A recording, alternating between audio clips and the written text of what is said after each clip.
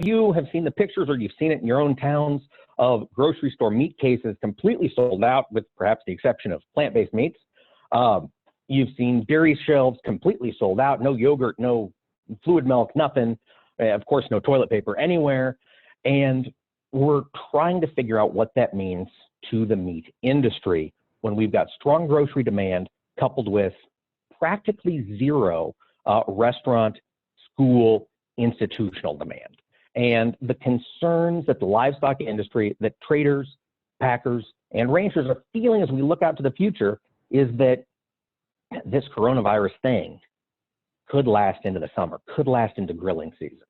And we could see demand destruction as more people go without pay or go with reduced pay for a longer period of time. They might not be able to go to the grocery store and buy steaks like they've been doing over the past 2 weeks. They might not be able to get those choicer premium cuts. They might be buying a lot of ground beef. And then we're going to start to see margin slip. We're going to see it first happen at the packer level, and then we're going to see continued low cash trade and futures pricing in the live cattle contract. So that's what's really keeping a lid on this market, despite the excitement we've seen over the past 2 weeks in the grocery store and for the packer. It's that further out demand that is keeping a lid on prices. Remember, when we're talking the futures markets, we're trading the future, right? We're not trading the now.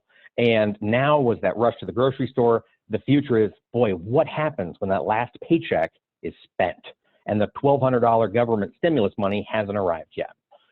So that's kind of our quick update. Soybeans, just a heads up on soybeans, prospective plantings came in a little bit below where the trade was expecting. Quarterly grain stocks, same story, right in line with where the trade was, slightly below the average analyst guess. Soybeans were performing well, and now they're under pressure. Everything is under pressure right now. Everybody is taking risk off the table. Institutional investors are taking risk off the table, and they're basically putting money in cash rather than investing in physical commodities. So I think we've got some tough times ahead of us, and we certainly have some volatile times ahead of us. Lowell, with that being said, do we want to open up microphones? Do we want people to write in questions? How do you want to move forward?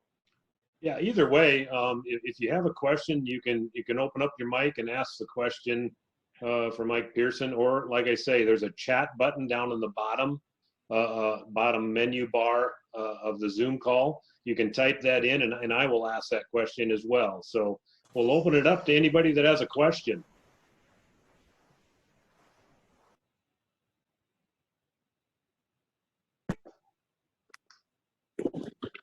Mike, this is Tom Vanderwall. I have a question about hamburger grind at the plant. Since we see such a huge demand for ground beef, I know steak is a higher cut, but do you see demand for beef or ground beef staying as high as it is, even if paychecks drop off a little bit? I do. I think ground beef is going to be kind of the backbone of the beef cattle strength, at least until the end of spring. And granted, all of this kind of depends on what happens with unemployment, what happens with people's paychecks, what happens with this stimulus money that now they're saying might take 20 weeks before people can get the physical checks. All of those things are going to impact buying decisions at the grocery store. But when people are going to the grocery store, when moms and dads are going out buying for Junior, ground beef is going to be the one staple they're going to continue putting in that shopping cart. And I think that's going to continue to at least provide a floor. Won't be a whole lot of support, I don't think, just given the weakness we're seeing in pork and in everything but eggs, really. But it will provide a floor in pricing. It will provide some stability for the market. Great question. Mike, Josh Geigo from Wall, South Dakota here. I have a question on the expanded limits and volatility. Why do the limits expand when there's a limit up or a limit down day?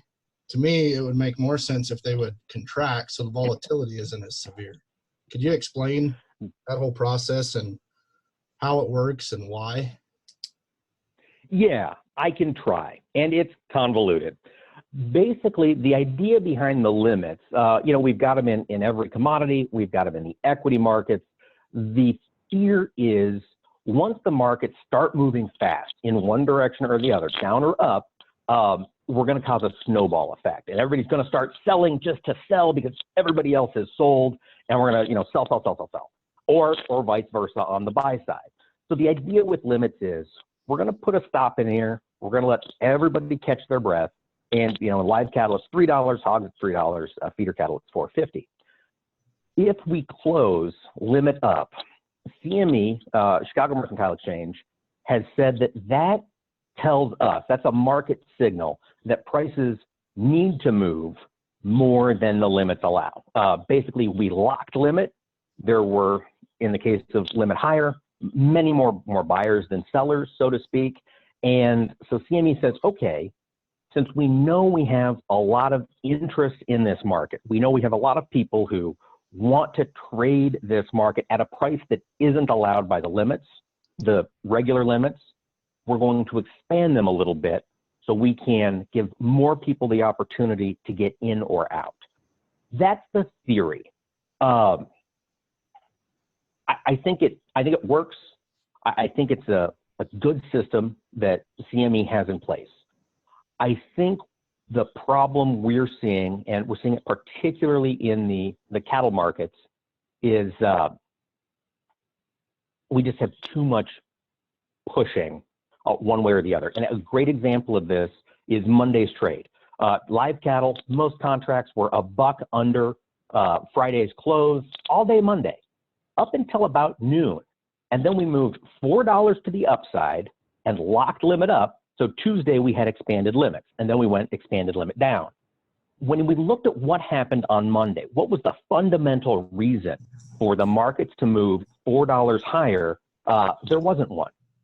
What happened was, in my mind, and we'll wait for the CFTC data on Friday to see if my theory is correct, but what happened in my theory is that Monday was the end of the quarter, the end of the month. A lot of institutional investors had put short trades on. They'd sold cattle higher, and they wanted to cash out. So they were buying those contracts back. They bought it to limit up, and then, unfortunately, for the physical producer, that gave us room to move expanded limits down on Tuesday. That's not what those expanded limits are designed to do. And I know there's been talk at CME about how to address it, and there doesn't seem to be a good way to address that kind of particular issue, at least not that I'm aware of. So the volatility it's going to continue. Does that make sense? Clear as mud. Good job. Okay. If you got any other questions I can clarify, I'm happy to explain more. Trying to talk this through it's a struggle. No, I understand what they're trying to do. If the market's running up, let's let more buyers in. But I mean, it works both either way. If you're trying to get into a market and limit up, or you're trying to sell and it's limit down 2 days in a row. I mean, there's a lot of cash being lost, no matter what side of the aisle you're on. And to me, it would, if those limits would just be locked in at one point, the volatility would be controlled a little bit more. Yeah, I agree with you completely. And the downside is, in CME's counter argument, is that we won't be providing, quote, true market signals. We won't be letting prices go where the market wants them to go. And so that's why they remain attached to the expanded limit concept. But I think you're right. To reduce volatility, doing away with expanded limits would certainly help.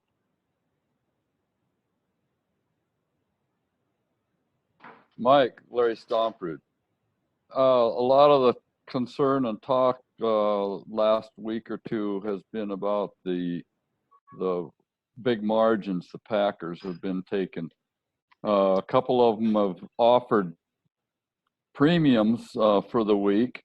Why don't they just bid $5 more instead of offer the premiums? It doesn't make a lot of sense to me.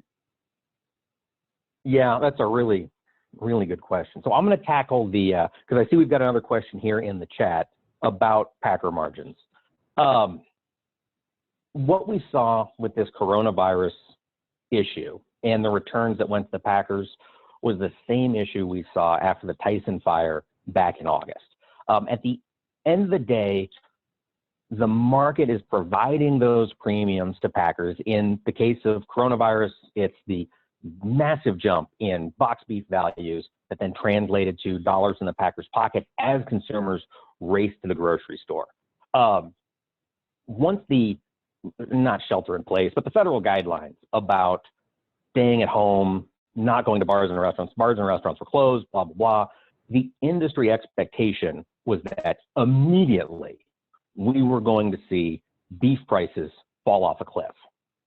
As the consumers raced into the grocery store and bought out everything in the meat case, we saw those choice box beef values climb, and we saw the packer make more money, which, while it's frustrating to not see those dollars translate down to the cattle feeder or the cow-calf producer immediately, at the end of the day, what that did was, in my mind, help keep the kill on schedule. We continued to pull cattle ahead. We saw the feeders pulling a lot of formula cattle, trying to scrape by without bidding aggressively into the market.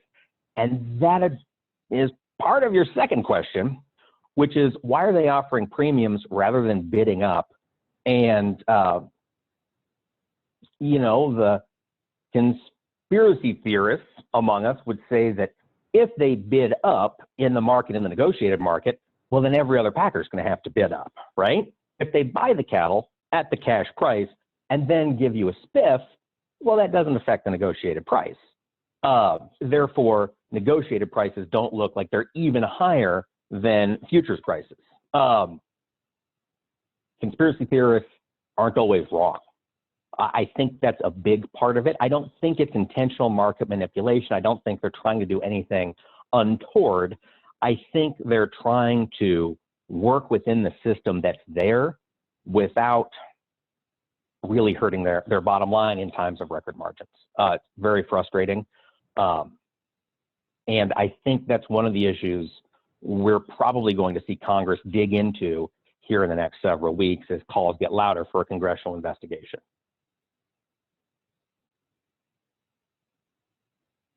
Mike, Josh Geigel again. On the packer profit right now, there's a lot of talk in our country. They're making $600 to $700. Sometimes they say it's gross. Sometimes the report saying it's net. What, I guess my question is obviously if they're making $700 gross, they have employees to pay, a light bill to pay. They have their inputs. Do you have any idea what like the inputs of a packing house is on a per head basis? That's a great question, and I don't know. I would imagine it varies pretty wildly based on the construction time period of the plant, the size of the plant, the efficiencies. I don't know the industry average, but I tell you what, Josh, my email is mpearson, Pearson, at Zaner, ZANER.com. Shoot me a note, and I'll shoot a message down to Glenn Tonser at K-State.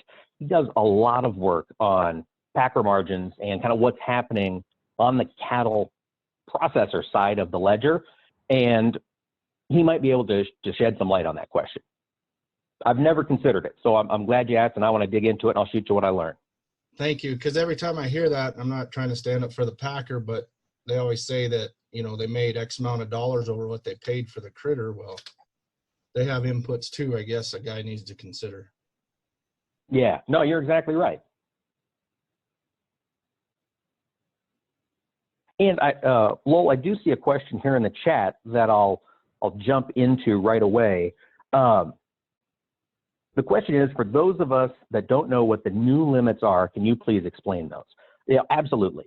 So basically, the way the markets are set up, the futures markets at the Chicago Mercantile Exchange, is that we have the standard limit move in livestock markets. Live cattle is a $3 move in a day.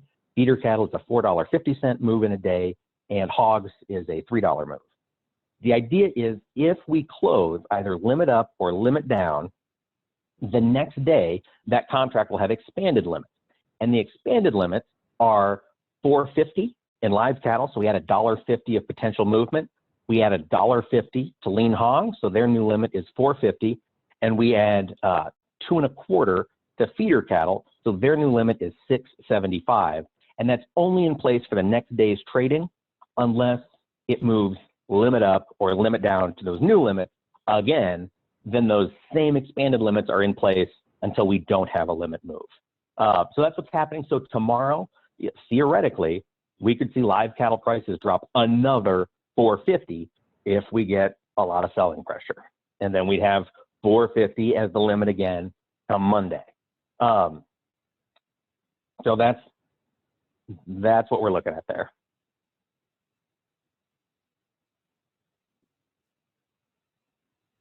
Yeah, sorry about that, Mike. I don't see those questions in my queue here, so I don't know why, but oh, no problem. They popped up on my side. I don't know how this thing works, Lowell. So I'm just poking buttons and saw some questions pop up. Well, keep doing it. All right, we'll keep pushing buttons. If I disappear, I'll call back in. Hey, I've got a question up here. Oh, sorry, Kent, jump on in. Mike, this is Kent Vanderwall. With the subject of the Packers and things like that, has there been any talk yet about what happens if, say, a packing plant goes down because a coronavirus has infected the plant? What happens then? And I'm surprised I haven't heard any word about that yet. Is there any I think, Ken, I think you're going to start hearing a lot about it. As of yesterday, the largest cattle processor east of Chicago is shut down for 2 weeks because an employee had coronavirus. They closed the plant down at end of business on Wednesday. So yesterday was the first day they weren't open. Basically, the plan is, it's a JBS plant, I believe, in Pennsylvania. And basically, JBS is just going to reroute cattle to smaller plants, within traveling distance. They're going to spend 2 weeks completely disinfecting the plant, and then they're going to run right back open. That's on the cattle side. We have seen a Sanderson Farms poultry plant down in Mississippi or Georgia, don't quote me, in the South somewhere. An employee came down with coronavirus. They basically were able to shut down one line, send the employee home, disinfect that employee's immediate area, test everybody in the plant for fevers, and that plant never closed. So I'm not sure, and this would be internal Packer stuff and FDA, USDA regulations. If the beef industry can do what the poultry plant did, the chicken plant, or not. I don't know that much about poultry processing, but I do know that the one beef plant where we've had this issue, that JBS in Pennsylvania, they shut her down for 2 weeks. So if we have that happen again, at Tyson's in Kansas, say, boom, 6,000 head per day being rerouted to other plants. And this would be another reason that it's tough to say. And like Josh, I don't want to be a defender of the Packer. I'm a cattle feeder. I'm a cow-calf guy at heart. But the strong margins they're seeing, just like we saw after the Tyson fire in August, encourage every other facility to keep that kill rate up. As frustrating as live cattle prices are today, if we had seen the kill drop off after that Tyson plant closed, if say Packer margins were capped at $200 or pick a number, they were capped, there wasn't that surge to $700 right after that fire or that surge to $600 after this deal, we would see the kill rates drop off, we'd see cattle back up, and then we'd really be in a world of hurt. So I do think the price signals do what they're intending to do, which is encourage the Packer to keep buying cattle in the countryside. And as they keep buying, they are eventually going to have to bid up.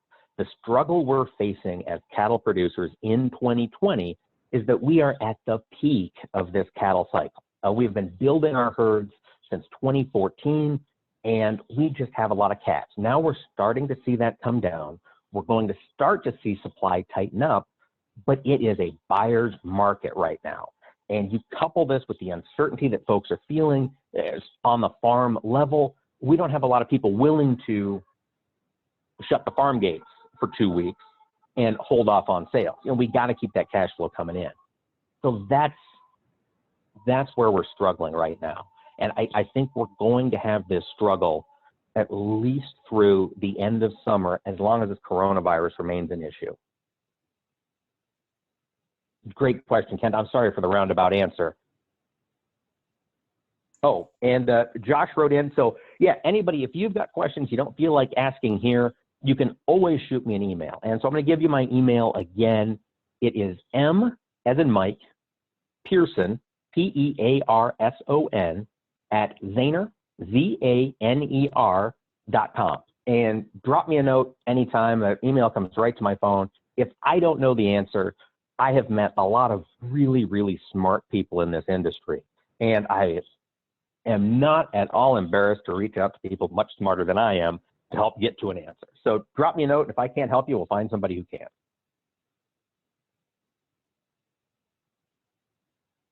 Mike, this is Scott Vanderwall, president of the South Dakota Farm Bureau. You betcha, Scott. How you doing? I'm well, thanks. And thanks for being on with us tonight. It's been really interesting so far, and appreciate your time. Along with, I just want to get your thoughts on the corn and ethanol market, and you kind of offered to go there, so we'll test you a little bit. You know, the same time this livestock thing, and especially the cattle market, has been gyrating so crazy, about the time that the worldwide pandemic was declared, why Russia and Saudi Arabia got into a spat over oil production and oil prices, and all of a sudden oil's down under $20 a barrel. And so the ethanol plants are suddenly in trouble because they can't move their ethanol.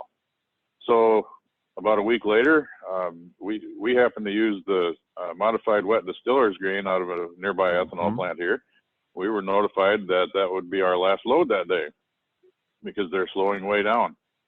And at the same time, we lost 95 cents in the corn market. They raised the price of the last load of wet distillers by 12%.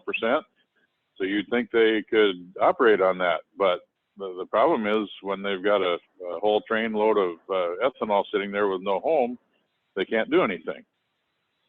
Just be interested in your thoughts on that whole scenario. Oh boy, really throwing me into the briar patch, Scott. I tell you what, ethanol is frustrating. You hit the nail on the head. We've got two things that came together to create a perfect storm. And we've got mixed indications on the Saudi Arabia-Russia fight.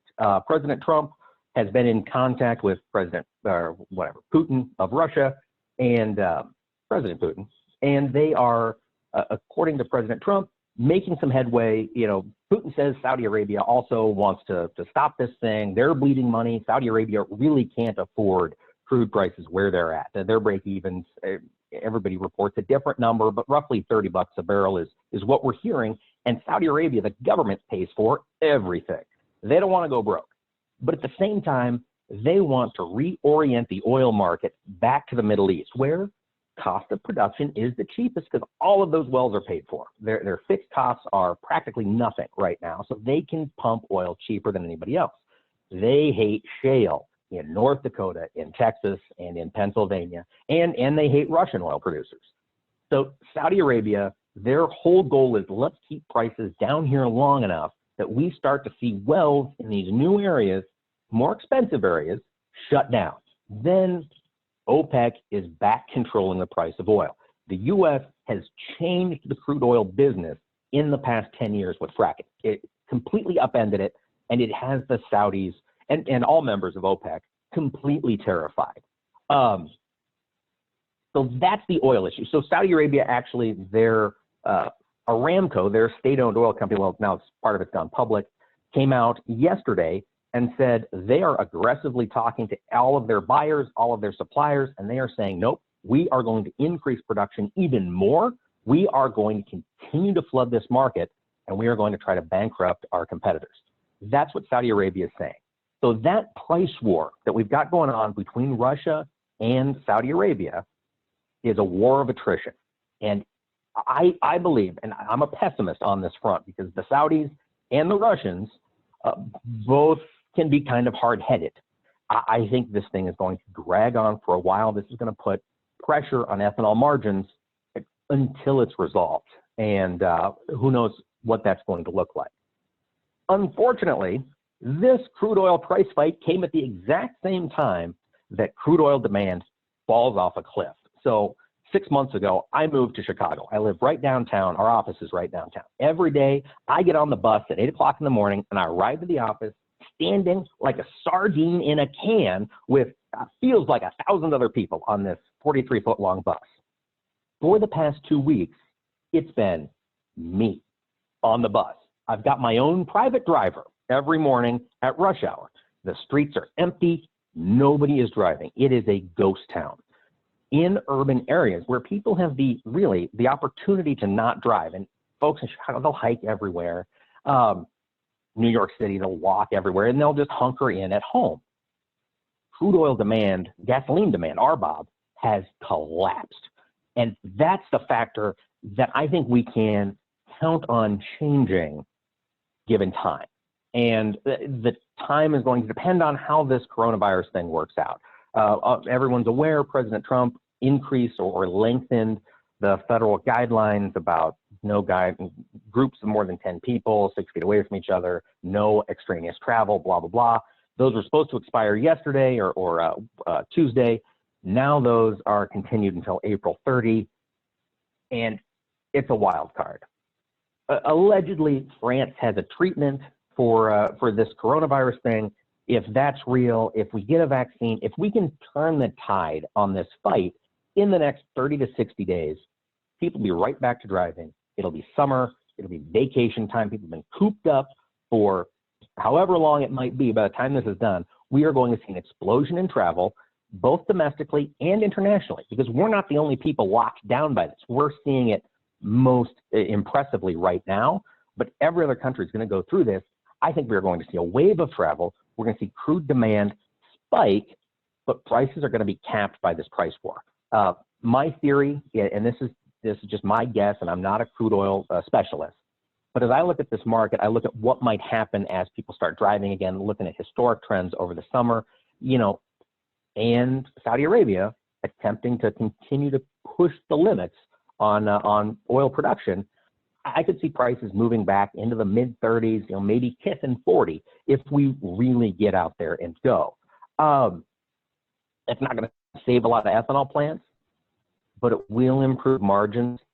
And Scott, you hit on some of the main follow-on effects of this ethanol plant slowdown or shutdown in a lot of places, and that's the co-products. Co-products have been what's provided the margin to a lot of ethanol plants over the past several years as oil prices have drifted lower.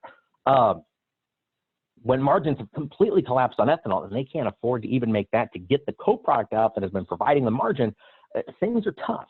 And we're going to see that ripple on down through cattle feeders, through hog producers, probably going to be somewhat bullish for soybean meal. And in fact, we saw the NOPA numbers released today. We had a huge crush in the month of February, 183 million soybean bushels, basically almost 10 million more than the trade was anticipating. So we're seeing bean meal continue to be very strong as these co-products are pulled out of the markets. It's going to be a struggle. I wish I had better news. At the end of the day, that was a very long non-answer to your question, Scott. The fact is, we are in unprecedented times, and everything's a guess right now, which is Mike, so frustrating. Mike Reed Jensen, going back to the USDA numbers, you think that's going to switch some corn acres into soybeans? Great question. And yes, I do. At Zaner, so Ted Seifert is our chief market strategist. Some of you have probably seen Ted on Market to Market or AgriTalk. He's on a lot of media. Ted has been running some numbers, and he and I have been talking about it. And we think, assuming China attempts to follow through on their $40 billion purchases, and they step in and actually start buying soybeans in a real way. They don't have to step in and buy all $40 billion worth of soybeans, but just make some substantial purchases. We're going to pull that soybean carryout down. We're going to see the price of beans come back.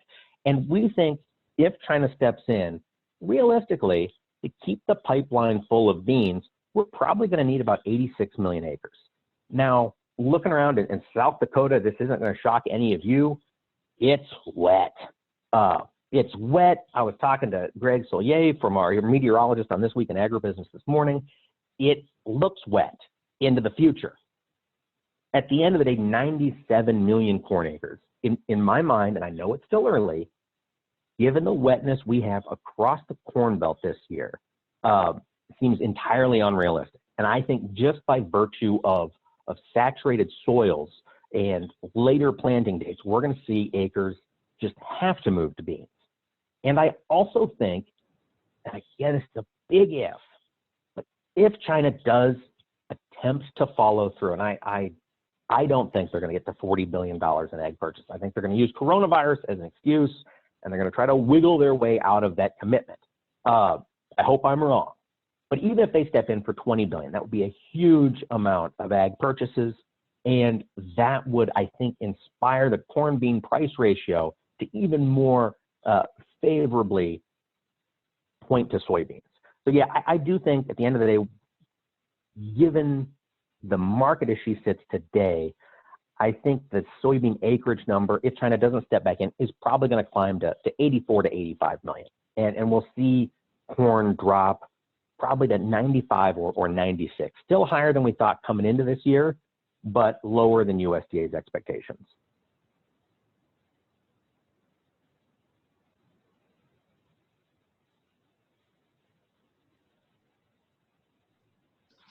So Mike, I know there's a couple of questions out here. One was on egg prices, and maybe if you could hit on that. And I know there's some things going on with the milk industry as well, the dairy industry. Yes, absolutely, Lowell. So you're right. What's going on with egg prices? For those of you who aren't plugged into the egg industry, and I'm not, so I'm not an egg expert. It's a closed market. There is no futures contract. There is no really, there's free trade in eggs. There's free trade in most things in this country, but there's not transparent trade. There's mandatory price reporting, that kind of thing in eggs. So it's kind of weird. But egg prices have skyrocketed. Basically, the price per dozen of Midwestern large eggs has quintupled. It's 5 times higher than it was just in January. And what's happened is we saw egg layers at the avian influenza year, which, gosh, my years, like my days are kind of blurring together in this quarantine period. I think it was 2015. And correct me if I'm wrong, but I believe that was the year of avian influenza. Egg prices also skyrocketed. They didn't get as high as they are today, but they definitely jumped up. And the market signal was have more layers, right? Lay more eggs. And so a lot of poultry houses did that. They started building laying barns. And we then, in 2016, 2017, 2018, and 2019, flooded the market on eggs. And a friend of mine is a part of an egg producing co-op. And he said over the past 2 years, you know, they have been on every dozen eggs sold losing money. And that's changed. What happened with egg prices 2 months ago was coronavirus. Everybody is eating at home. Nobody's going to Denny's. They're all making their scrambled eggs at home. When you think about food that is quick, cheap, and easy to prepare, eggs are right there at the top of that list. High in protein, high in other nutrients. I love eggs. Now we know that their cholesterol is not a bad deal. Everybody's free to eat eggs. Basically, we bought every egg we could get our hands on as consumers, and we continued buying every time the grocery store restocks. So grocery stores are competing with one another to get their hands on those eggs, and that's driving the prices up. I am a little concerned that we're going to see the same market happenings play out in 2020 in the egg industry, like what happened in 2015.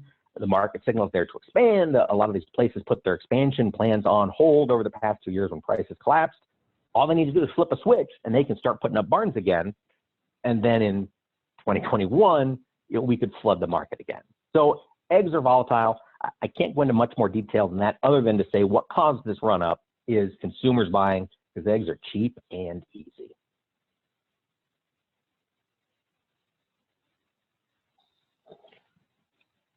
Mike.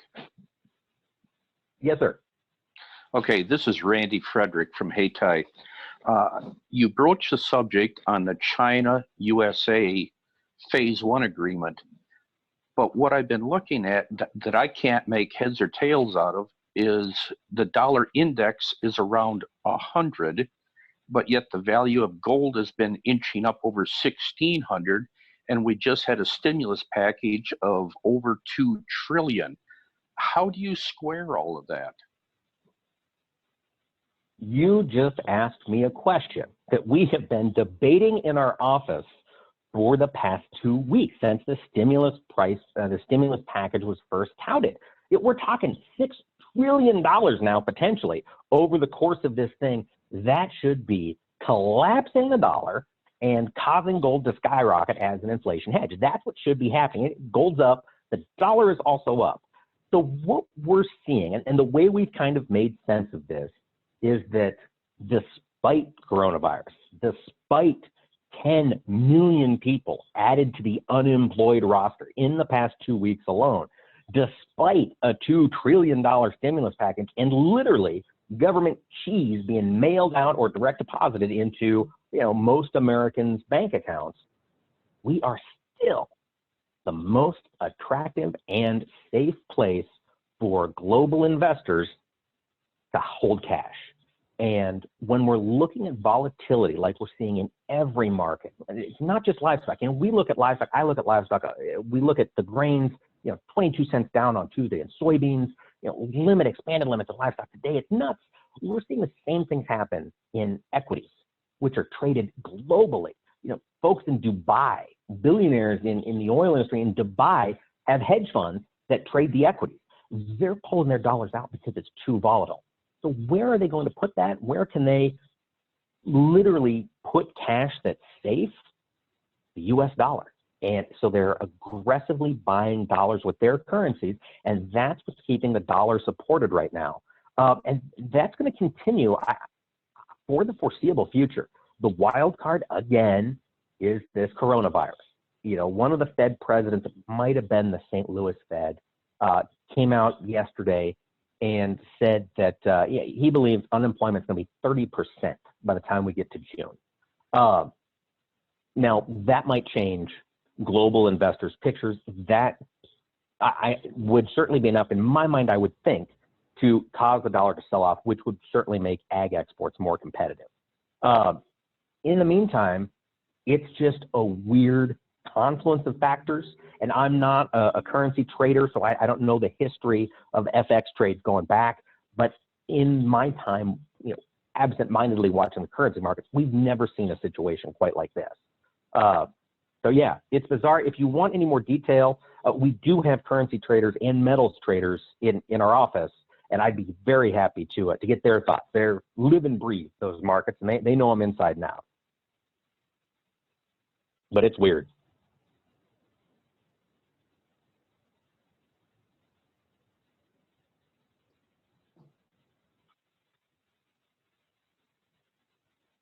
Other questions for Mike? Oh, this is I see one here. Oh, go ahead, Walt. No, thank you. I got one of the questions there in the comments as well, but we've got some cattle that'll be ready that need to be marketed here probably in the next 2 weeks or so, give or take. And I'm sorry, I missed probably the first 15 minutes of your presentation here. So maybe you covered this, and apologize if you did, but does it make sense to re-own those cattle out on paper to a future month? And if so, how far out would you go? Great question, Walt. And I am not a licensed broker, so I've got to be careful. I cannot make any trade recommendations. So I'm going to speak generally, and none of these are trade recommendations. So drop me an email. I connect you with a broker if you want, dollars and entry points. But at the end of the day, if you are selling cattle in this time, or if anybody is making cash sales today, and you're looking at the futures market, and I like August. I think we're going to have this coronavirus thing, sorted out probably by the time we get to the end of summer. We're going to have a feel for how consumers, even if coronavirus is ongoing, how consumers are behaving. So we'll take some of the uncertainty out of the market. And we are at a value point here in my mind in every live cattle contract. The discount to cash certainly says in the nearby, we are bizarrely undervalued in the futures markets. And in the deferred, I think we're seeing an excessive focus on future risk that is causing all the sellers to just bail on cattle. All those issues I mentioned, Walt, at the start of this conversation, what are consumers going to do? What's going to happen when paychecks run out? What's going to happen when, 4 months from now, unemployment runs out, this coronavirus is ongoing? Holy cow, these analysts in New York and Dubai and London, they're looking at those factors and they're going, holy cow, we don't want anything to do with that. So let's just sell. Let's get out, let's sell, or let's just short it on the chance that this whole thing is going to be a pile of cow poo. I think when we look at the American economy, COVID-19 set aside, we have a lot of factors that augur well for strength. First of all, we have phenomenally cheap crude prices. That is terrible news for ethanol producers. It is great news for the broader economy once we can all leave our homes again. We've got incredibly cheap natural gas prices, or volatile natural gas prices, but still very cheap. That encourages manufacturing in this country. We've got a lot of things happening that if we get this virus thing knocked out, or at least under control, we're going to see the economy, in my mind, assuming we get back to normal in the next month or so, basically get right back to speed. And we'll see a V spike downward in unemployment, in GDP. We'll have a lot of bad news in the next month, 6 weeks, and then boop, we'll come roaring right back up. And I think that's where the value lies in the cattle. And that's why I like looking out towards that end of summer. I just think August is a great value right now if somebody hypothetically were looking to re-own futures. Great question, Walt. Well, thank you. I appreciate your perspective.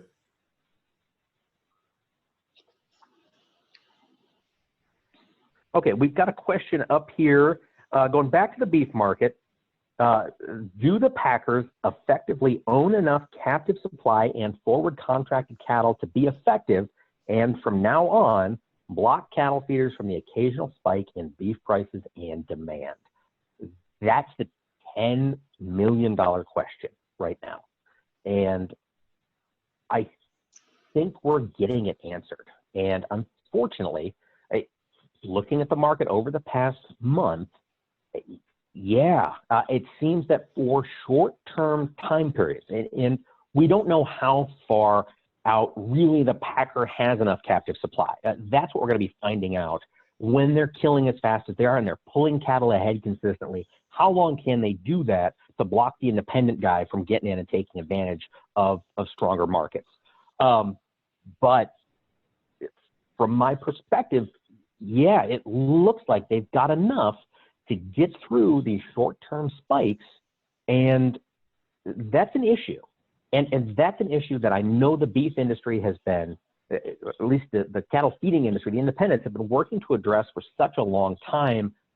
We need to keep more cattle trading negotiated cash. We need to have a market in here. We need to have cattle selling at a transparent price for a transparent delivery period so we can get a real handle on where this market sits for all participants.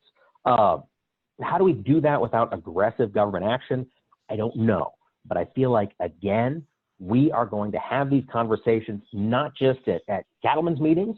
We're going to have these very conversations in the halls of Congress in short order. I do believe that Congress has heard enough from cattle producers that something is going to happen in D.C. I think we're going to certainly have the chance to shine a light on the way the industry mechanics operate, and whether or not anything changes, I think is going to be up to us or you, and how loud people are, and how aggressive is not the right word, but assertive we can get with our legislators if there are things you think need to be done. I think the time for change will be upon us shortly. I think there's enough political clout being thrown around right now that the independent cattle feeder has ears tuning in Washington, D.C., and I think you got to take advantage of it. Never let a crisis go to waste. And unfortunately, this is a crisis, so let's do something with it.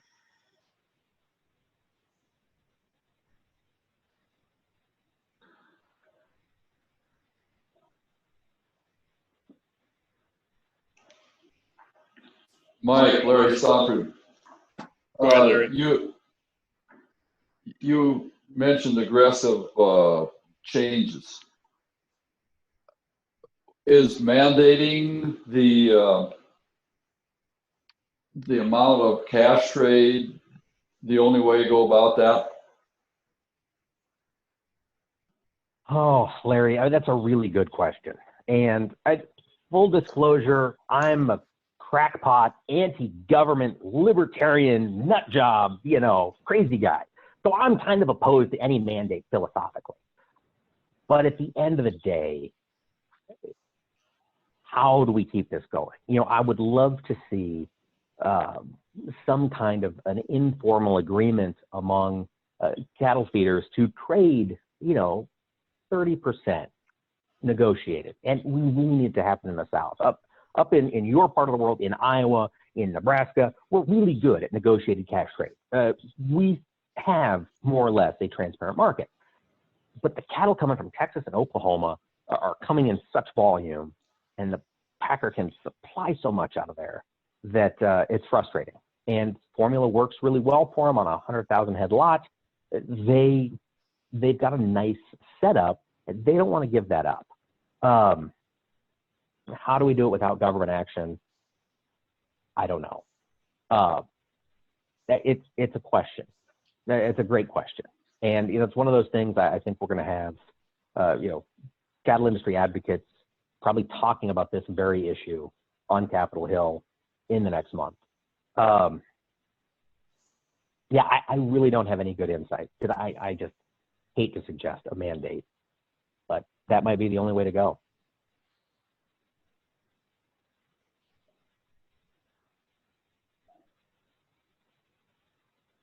So this is Walt again. Along that line, a few years back, the mandatory price reporting was supposed to give the market some transparency, and that was going to solve all of our problems. In my opinion, it seemed what happened is that the packers were only going to trade or buy cattle for about 1 hour on one day, and hence there went all your transparency. But have you seen any value to that legislation that was passed years ago? It's in coding, they say garbage in, garbage out. If you write bad code, you're going to get bad data or bad actions on the flip side. Mandatory price reporting, I think, was good legislation, but good intentioned, definitely designed to help the market. But you're right, there's a way to handle negotiated trade in a mandatory price reporting system that doesn't detrimentally affect your bottom line. And we were talking earlier, might have been before you joined us, Walt, about some of the packers offering basically a rebate after cattle had been purchased. I know one packer was given $5 a head on cattle purchased within a specific week. They didn't bid up for those cattle, so it didn't show up on mandatory price reporting, but you got an extra $5. So they were certainly working that system. I think at the end of the day, that's the trouble you're going to run into with any piece of legislation. No matter what law you write, there are really smart people with profit incentives on the other side of that law who are going to find loopholes have a bad connotation, but they're going to find ways to maximize their bottom line in the confines of the law. They're going to find a way to do it legally, however we end up writing laws. So, probably beneficial for a short time period, and we've found ways around it. Great question. I don't mean to jump into a political science mode here. I'm certainly not a political scientist.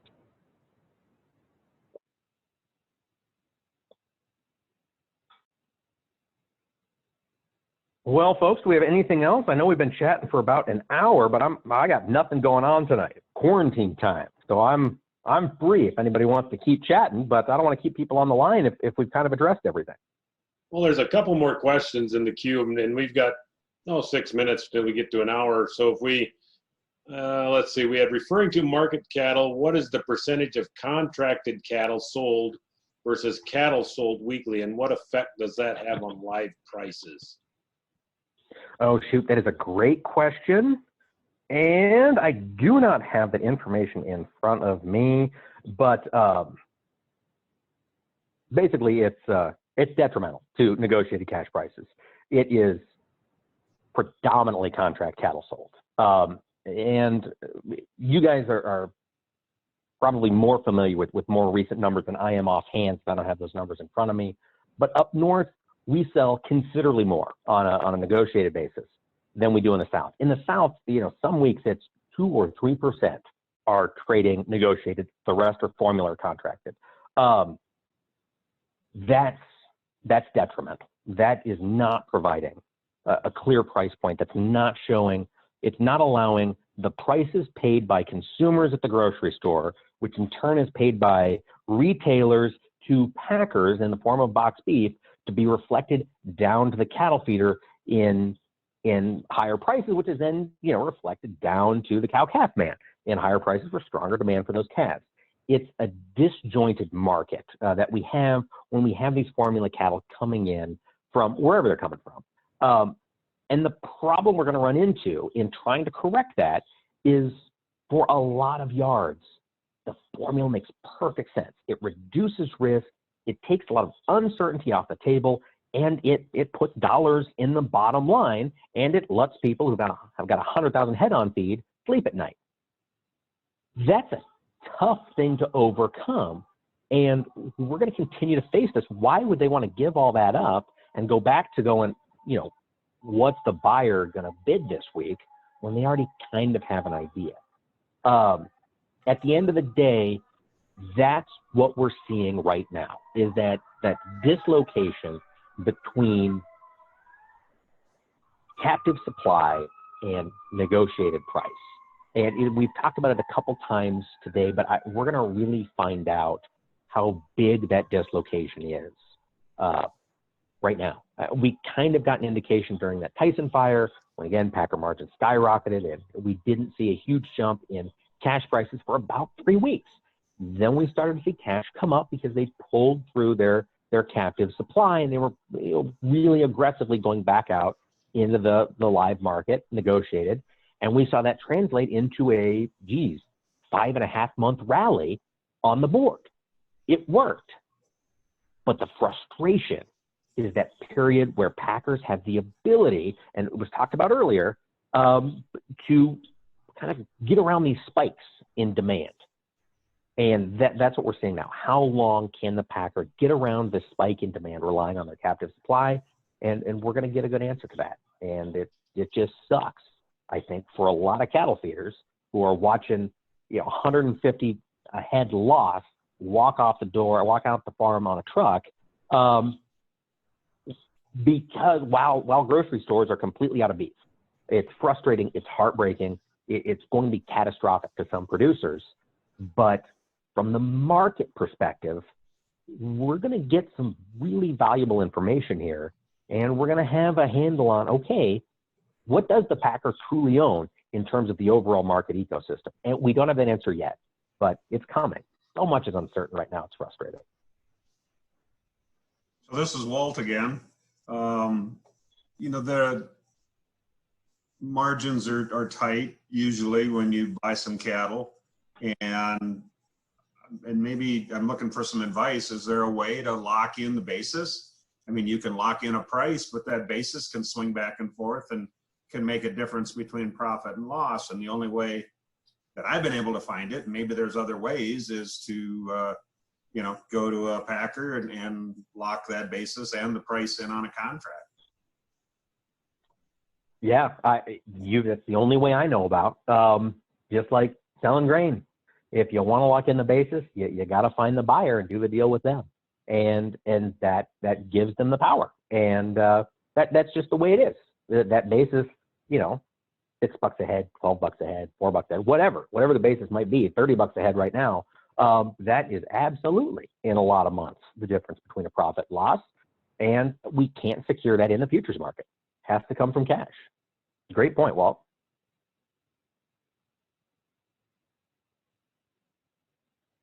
Mike, this is Jay Myers down here at Winter. Have you heard more rumblings or what's going on necessarily with like the workers at JBS and Cargill? A week 10 days ago, Grand Island had a big walkout and plant struggled for a day or two. This week it was Schuyler, and I guess also this week JBS out in Greeley had the same problem where there was 2 days they only killed 1,100 head a day. What have you heard, or kind of what exactly is going on with that, or what's the big dispute about? So great question. And when we start getting into labor disputes, I'm getting a little out of my wheelhouse. So I'll just tell you what I've heard and don't take it as gospel. There's been a couple news reports about the walkouts and threatened strikes. Basically, the workers are realizing they've got some leverage here when Packer margins are $600 a head. Packer wants to keep pushing. And they want some improvements in treatment. They want improvements in protection against coronavirus. I don't know what that looks like or what specifics they're fighting for, but those are two things they're really pushing for that I've heard. As far as the Packer response, I really don't know all that much, so I can leave it there, but drop me an email and I can shoot a couple of reporters I know a question, and they'll know a heck of a lot more than I do. Thank you. You bet, Jay.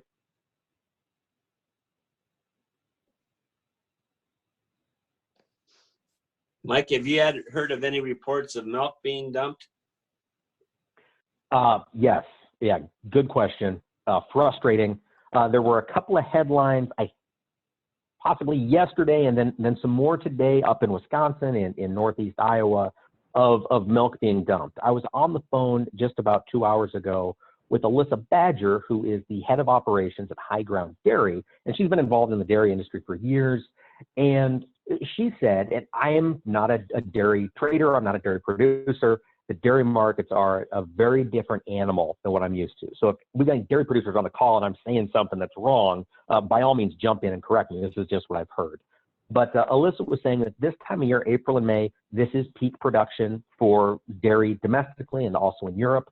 And it's not altogether strange to see milk being dumped. What makes it strange this year is that we're dumping milk at the same time we're seeing dairy cases at the grocery store empty.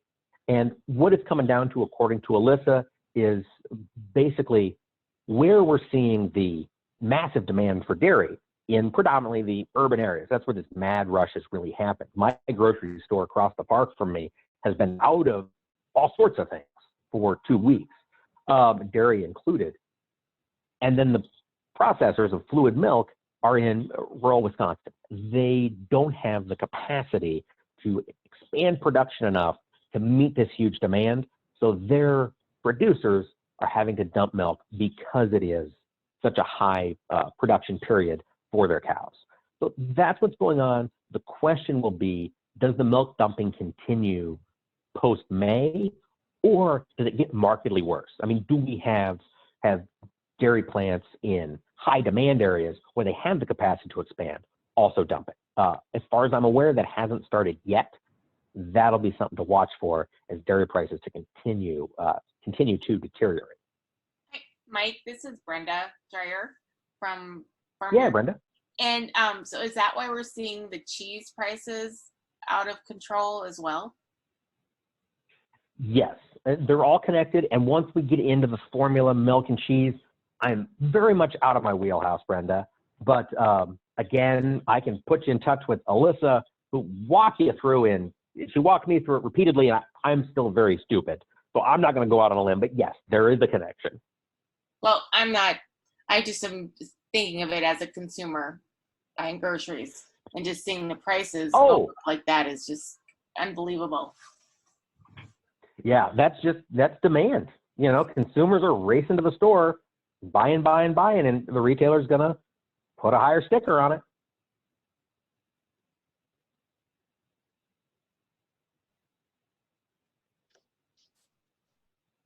Okay, so we're right at an hour here, a little bit over an hour. I think we'll probably cut it off at an hour just for Mike's sake. We sure appreciate Mike Pearson being on with us and everyone taking time out of their night tonight to join us. Hopefully we can do some more of these since we are all kind of shut into our houses anymore, and especially during the evenings. And hopefully this has been helpful for everyone that's been on the call. So any last minute comments, Mike? You know, Lowell, I would say if we continue to do these, I'd love to be a part of it. I love working with folks up in South Dakota. God bless all of you getting through this. I'll try to make my video work so you can see my smiling face in my tiny apartment in downtown Chicago. At the end of the day, folks, I've said it a few times. We're going to hear it a lot over the next month, 6 weeks, 2 months. These are unprecedented times. And that's from the broader economic perspective.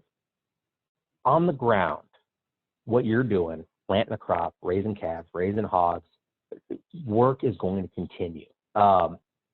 Be safe. Don't let all of the distractions we've got out there let us get sloppy. We have had far too many grain bin fatalities this year with the quality of last year's corn to get sloppy. I know South Dakota's been affected. Everywhere's been affected.